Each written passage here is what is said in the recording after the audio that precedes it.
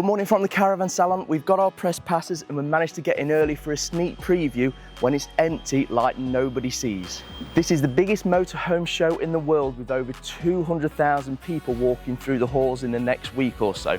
We've got thousands of vans that are going to be here, and for right now, it's just us.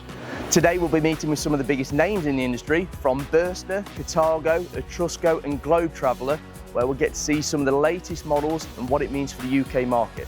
Then later on we'll be looking at some of the super luxury brands like Morello and Dembo, where we'll be seeing what the top end of the market looks like. Caravan Salon is a mixture of your normal motorhomes to your absolutely outrageous.